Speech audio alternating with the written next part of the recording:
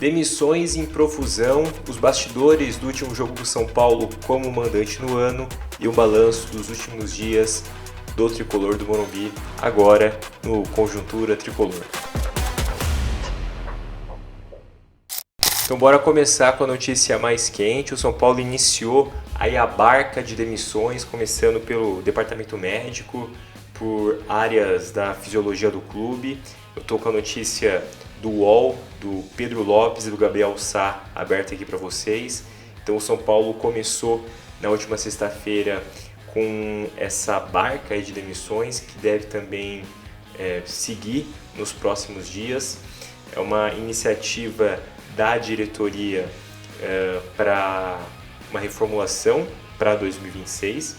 Um dos destaques dessa leva de demissões, por assim dizer, é o Luiz Fernando de Barros, que é filho do Turíbio Leite de Barros, que foi um fisiologista que compôs times vitoriosos do São Paulo. Eu lembro 2005, por exemplo, times do Muricy. O Turíbio era o fisiologista e agora o São Paulo desligou o filho dele, que é o Luiz Fernando. Outras, depois aqui da propagandinha, né? Outros departamentos a nota ainda traz, como outros departamentos foram atingidos. É o caso do podólogo, Almir Rosano, do líder de rouparia, Cristiano Ramos, Ricardo dos Santos, que é massagista, Adriano Titon, Daniel Barbosa e Ailton Rodrigues, que é encarregado dos massagistas. Não houve a nota do UOL, a notícia do UOL lembra que não houve mudanças na fisioterapia, mas que novas demissões devem ocorrer após o fim do Brasileiro. A ideia para 2026 é reformular parte da equipe médica e de preparação física e promover maior integração com o nutrólogo Eduardo Hauen, que chegou ao futebol profissional em maio de 2025.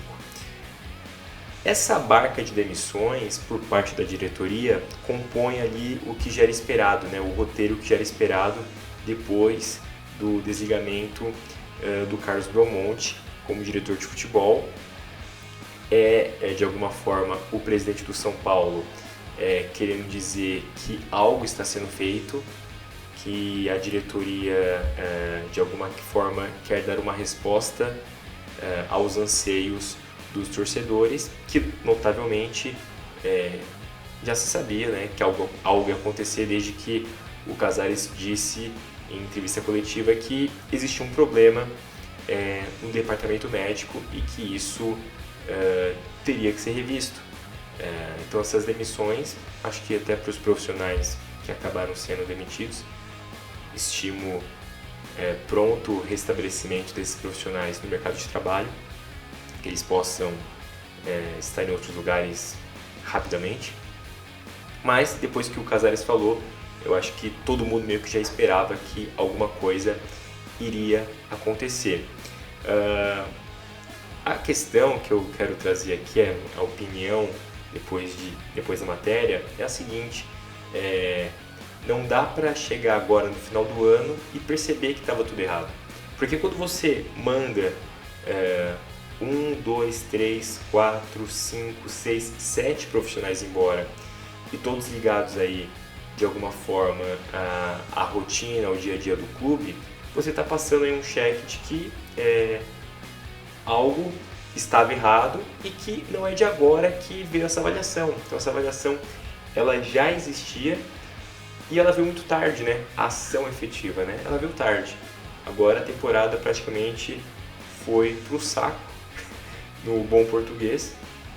O São Paulo ainda pode, dependendo do resultado da Copa do Brasil, se classificar para a pré-Libertadores, mas é uma temporada muito aquém do que é a grandeza do São Paulo Futebol Clube.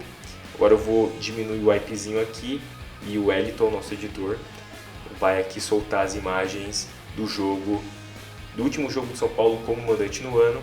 Vou falar rapidamente porque dá até um certo desânimo falar tecnicamente do futebol apresentado pelo São Paulo, apesar da vitória.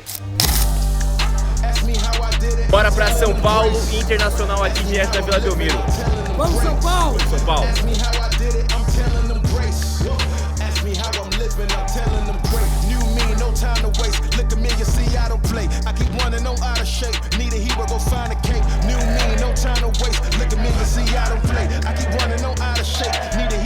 Então vamos falar então desse último jogo do São Paulo como mandante, e é bem...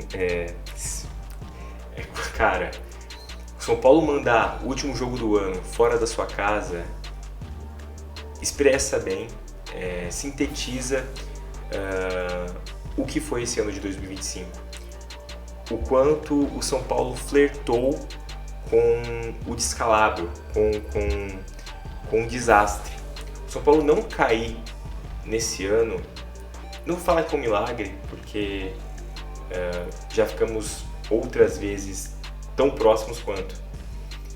Mas diante de todas as perdas, diante de tudo o que aconteceu ao longo, principalmente do segundo semestre, com inúmeros jogadores fora de combate, tomar 6-0 do Fluminense fora de casa, o São Paulo não cair é para agradecer a Deus, porque ao Santo Paulo, o fato é que não se explica o São Paulo conseguir se manter na Série A diante de todas as perdas, diante de todos os problemas que o São Paulo teve, troca de treinador, racha político no clube, o diretor de futebol brigado com o presidente, acabar a temporada sem um presidente indo nos jogos, sem um diretor de futebol indo nos jogos, jogador que teve tromboembolismo, o principal jogador que ficou praticamente a temporada inteira fora de combate, que é o Lucas, um dos jogadores que chegou com pompa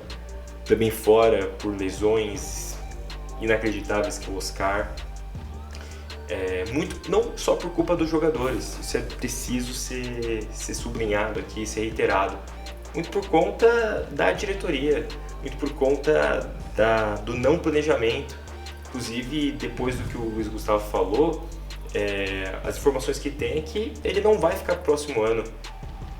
Talvez se ele não tivesse dito, talvez se ele tivesse contemporizado naquela entrevista após a goleada por 6-0, ele estaria ali, né?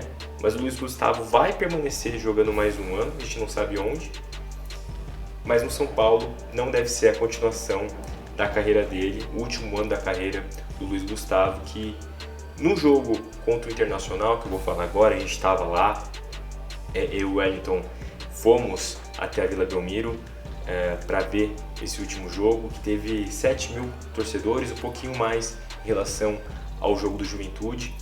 E apesar da vitória, o 3-0, essa vitória ela diz muito menos sobre o São Paulo e muito mais sobre o momento do Inter. Talvez esse vídeo vai sair depois da última rodada do Campeonato Brasileiro.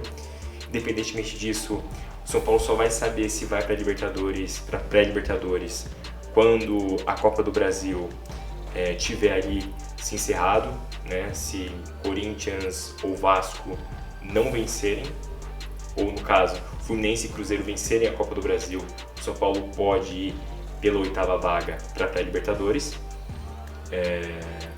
Mas o jogo em si, apesar de ter sido uma boa apresentação do São Paulo, ela foi muito mais maximizada pela fase catastrófica que vive o Inter, né? Também um gigante, um clube cormão,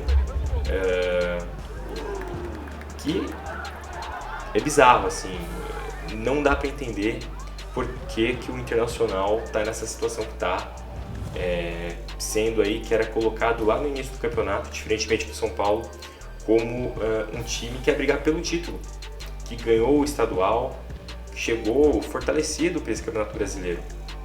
O fato é que o São Paulo fez 3-0, poderia ter feito mais, e aí esse poderia ter feito mais também demonstra aí a falta de brio de alguns jogadores, né? Não, era a chance de tentar devolver minimamente aquele 6-0. Não era, o Internacional não tinha nada a ver com o que aconteceu contra o Fluminense, mas era uma oportunidade. E o São Paulo visivelmente tirou o pé no segundo tempo.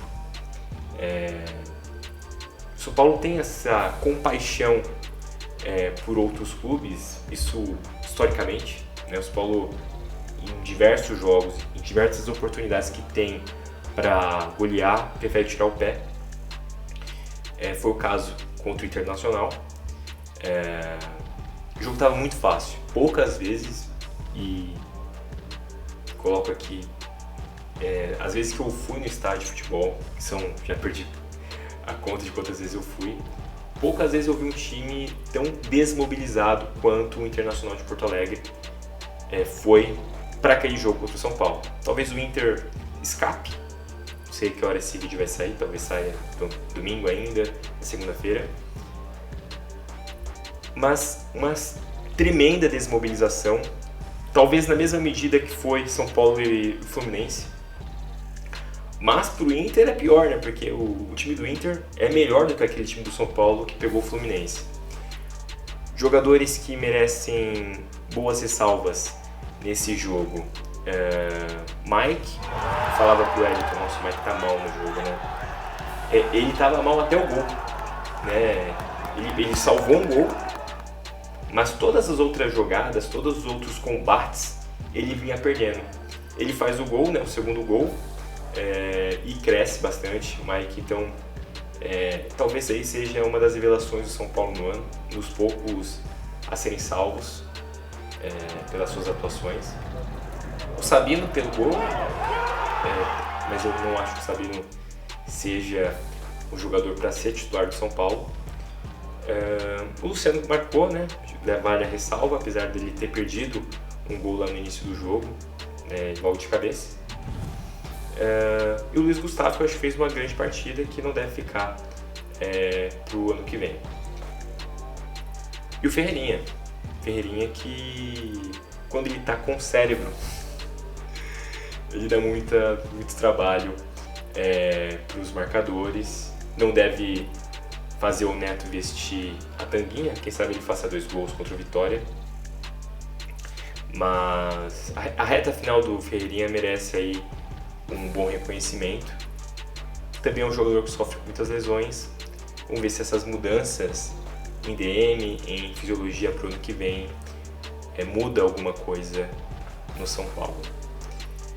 O que eu espero é que mude. Se vai mudar, eu tenho lá minhas dúvidas, e eu acho que você que me assiste e está aqui comigo até este momento do vídeo também deve ter, porque com o Casares a gente percebeu que o São Paulo definhou. Acho que essa é a palavra, esse verbo, né? O São Paulo, com o Júlio Casares na presidência, sai menor do que quando ele entrou. E olha que quando ele entrou era o Leco, o presidente que até então era o pior presidente da história de São Paulo. O Júlio Casares conseguiu romper aí essa barreira. E pro ano que vem fica aí o alerta, né? São Paulo tem um primeiro desafio, que é se manter na Série A do Paulista. São 8 jogos na primeira fase e 3 deles fora de casa, contra Corinthians, Palmeiras e Mirassol, que é a sensação do ano de 2025. Se você ainda não segue o Conjuntura Tricolor lá no Instagram, por favor, Conjuntura Tricolor, vai aparecer em algum lugar aqui. Você pode também rever nossos vídeos e, claro, se você ainda não se inscreveu no canal, por favor, deixe aí a sua inscrição e também ative o sininho, vai fazer muita diferença pra gente, beleza? Valeu, um abraço, tchau, tchau!